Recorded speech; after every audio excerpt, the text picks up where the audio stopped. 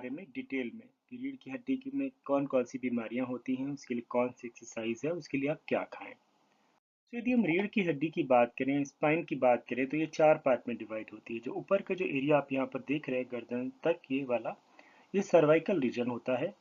और यहाँ से लेकर यहाँ तक ये जो होता है थोरैकिक रीजन होता है। उसके अलावा अगला जो होता है लुम्बर, और लास्ट में मतलब टेल पे जो ये रीजन होता है पेल्विक रीजन होता है। इसमें अलग अलग तरीके की बीमारियां होती हैं जिसके बारे में हम डिटेल में बात करेंगे।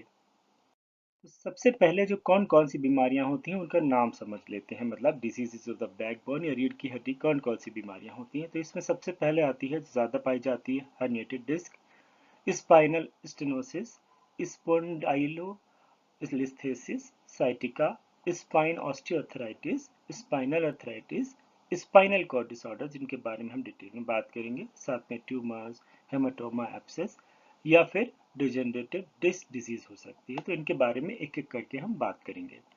सबसे पहले बात करते हैं हर्निएटेड डिस्क, जिसका मतलब होता है डिस्क का बाहर निकलना।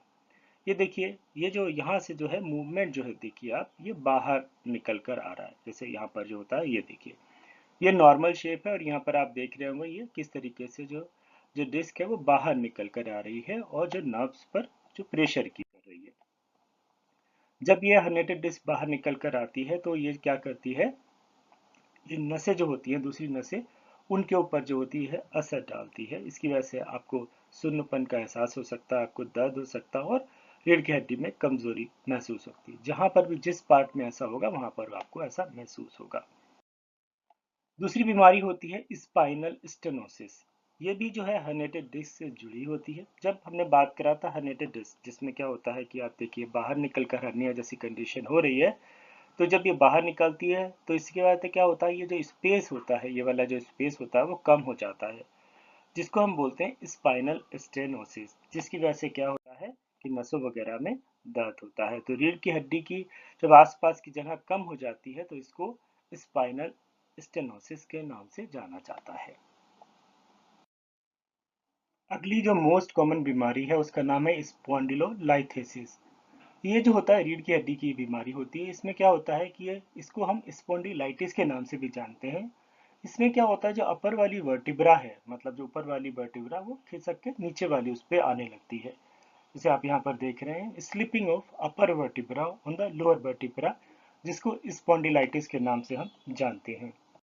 तो ये क्या होता है, जनरली उम्र बढ़ने के साथ साथ में ऐसा हो जाता है, या किसी को गठिया की पहले से बीमारी है तो इसकी वजह से क्या होता है, बहुत दर्द या ऐंठन वगैरह महसूस हो सकती है। ये बहुत ही कॉमन बीमारी होती है स्पॉन्डिलोलाइथेसिस या स्पॉन्डिलाइटिस।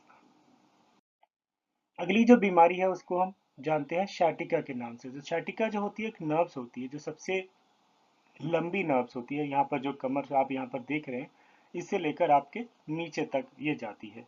काफी बार क्या होता है, इसमें दबाव की वजह पड़ता है या खिंचाव होता है, जिसपे आप जैसे आप भारी वजन उठाते हैं एक तरफ, अगर एक ही साइड से सोते हैं या इस पर प्रेशर ज्यादा पड़ता है, तो इसकी वजह से क्या इसमें खिंचाव आ जाता है। इसमें खिंचाव आने की वजह से क्या होता है, आपको नम्बनेस, आपको थोड़ा सा महसूस होता है, झुनझुनी महसूस होती है, आपको दर्द वगैरह रहता है। काफी बार ऐसा बहुत कॉमन चीज होती है। ये भी इसका जो संबंध होता है, ये भी आपकी स्पाइनल कॉर्ड से या बैकबोन से इसका संबंध होता है, क्योंकि ये नसों में दबाव की वजह से ऐसा होता है। अगली जो होती है बीमारी स्पाइन ऑस्टियोआर्थराइटिस। इसमें क्या होता है, जो ऑस्टियोआर्थराइटिस जैसे आप जानते हैं कि जो एजेड लोगों को होती है, तो इसमें क्या होता है, जो कार्टिलेज जो होती है यहाँ पर की, वो कार्टिलेज जो होती है धीरे धीरे रब होने लगती है। जैसे यहाँ पर आप देख रहे हैं, कार्टिलेज जो होती है उम्र के साथ साथ में क्या होता है, ये कमजोर होते लगती है, झड़ने लगती है, जिसकी वजह से क्या होता है, ऊपर की हड्डी, जब दोनों हड्डी आपस में मिलती हैं, जिसकी वजह से व्यक्ति को काफी दर्द महसूस होता है। साथ साथ में जो इसकी वजह से नर्व्स वगैरह जो होती हैं वो भी कंप्रेस हो जाती हैं। तो ये इसको हम स्पाइन ऑस्टियोआर्थराइटिस के नाम से जानते हैं। उसके अलावा स्पाइन अर्थराइटिस भी होती है। जैसे स्पाइन अर्थराइटिस, इसमें भी वो सेम चीज ही है, जैसा आप यहाँ पर देख रहे हैं कि कार्टिलेज जो है वो कमजोर होती जा रही है। जैसे ये कार्टिलेज जो है, और इन दोनों में क्या होता है, तो दोनों हड्डियां जो है आपस में रब करने लगती हैं। साथ साथ में इसमें क्या होता है कि जो हड्डियां हैं वो भी कमजोर हो जाती हैं, झड़ने लगती हैं, जिसकी वजह से क्या होता है, व्यक्ति को काफी दर्द और परेशानी का सामना करना पड़ सकता है। अब बात करते हैं स्पाइन डिफॉर्मिलिटीज की या बैकबोन डिफॉर्मिलिटीज की। तो इनमें अलग अलग तरीके की होती है। जैसे हम नॉर्मल स्पाइन की अगर हम बात करें तो ये साइड व्यू में इस तरीके से लगती है। तो थोराकिक इसको लायोसिस में क्या होता है कि जैसे यहाँ ऊपर का जो रीजन होता है ये बढ़ जाता है। इसी तरीके से इसको लायोसिस कंबाइंड स्क्वायोलाइसिस जो होती है इसमें क्या होता है नीचे के रीजन पर असर पड़ता है। साथ में एक और बीमारी होती है काइफोसिस, जिसमें क्या होता है कि आप जिससे रिब्स देख रहे हैं किस तरीके से टेढ़ी हो गई। या एक और बीमारी होती है लॉर्डोसिस, जिसमें क्या होता है नीचे के एरिया में ये इम्पैक्ट पड़ता है। तो ये जो होती हैं स्पाइन डिफॉर्मिलिटीज होती हैं, जो स्ट्रक्चरल डिफॉर्मिलिटीज की बात करते हैं।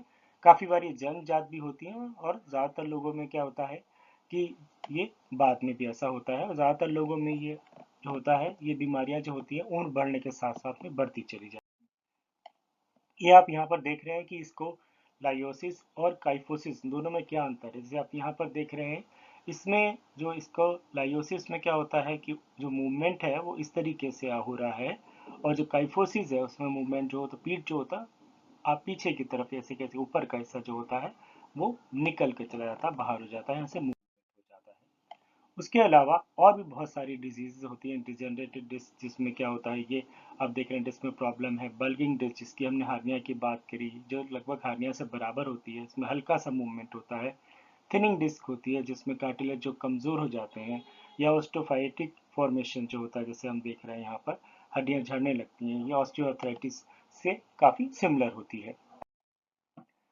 यह जो लोगों को नहीं पता कि रीढ़ की हड्डी का काम क्या होता है तो वो भी पहले समझ लें कि रीढ़ की हड्डी हमारे शरीर के लिए बहुत जरूरी होती है।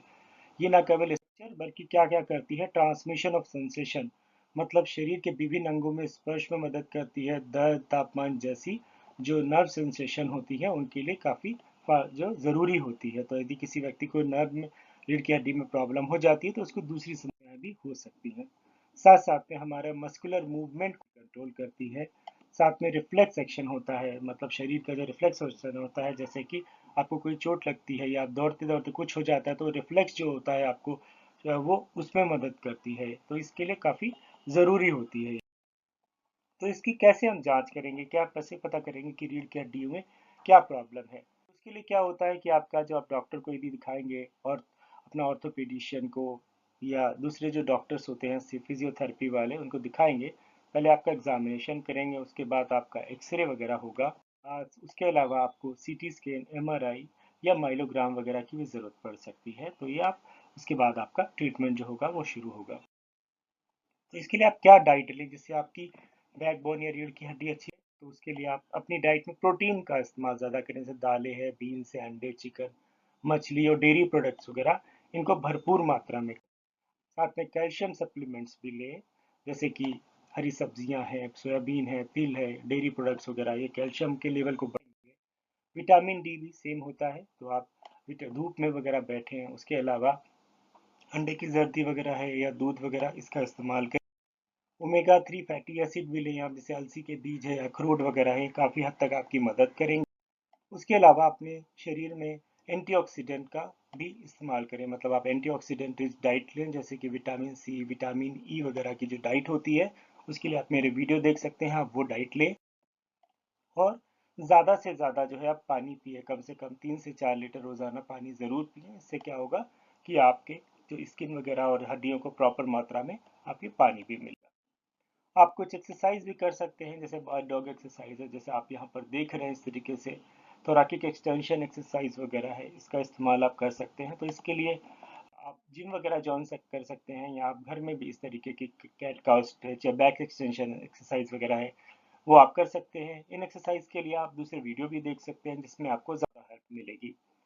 और आप घर पे इस तरीके की स्टैंडिंग हैमस्ट्रिंग स्ट्रेच एक्सरसाइज, मतलब पैरों को छूने की जो एक्सरसाइज है वो इस तरीके की आप एक्सरसाइज कर सकते हैं। या नी चेस्ट स्ट्रेच एक्सरसाइज है, या आप स्विमिंग ज्वाइन कर सकते हैं तो आप स्विमिंग वगैरह भी कर सकते हैं, जो आपकी हड्डियों के लिए काफ़ी महत्वपूर्ण होती है।